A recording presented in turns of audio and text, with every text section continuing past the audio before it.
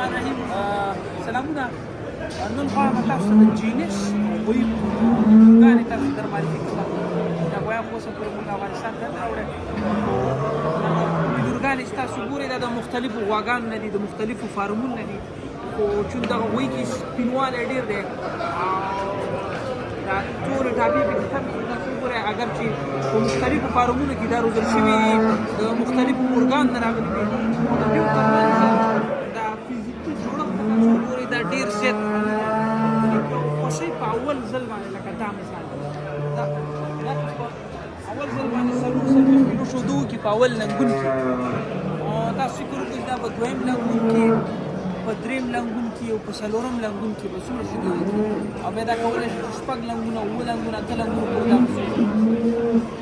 دا غلام جوړښت په اول لنګون کې دا څلوېښت دی، دا بل یو دېرش دی، دا پنځه دېرش ده، هغه یو چې د شپږ دېرش ده.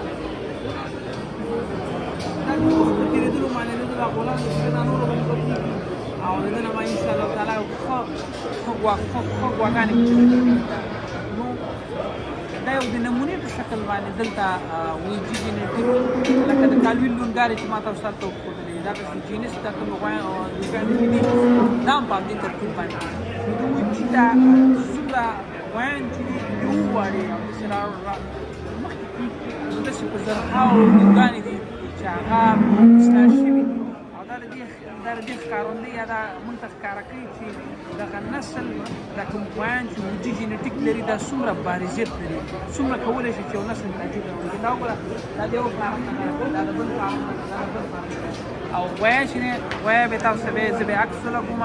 غویه سپین دی در حالې کې د مورګانې په مختلفو رنګونو باندې مختلفو فارمونو دي خو د غوی تاثیر چې دی دا ډېر زیات دی د نسل په تغییر کې.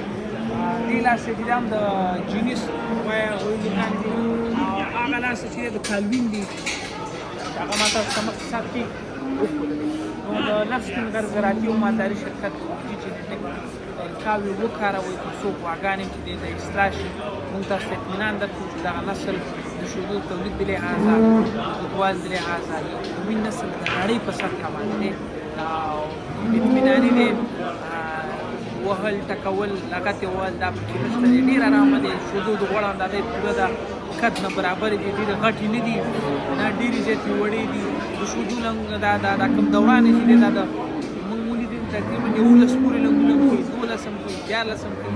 نو تر ډېر وخته پورې دی په ژوندی پاتې کېدی شي، په لږ خوراک باندې ډېرې مقاومت لري.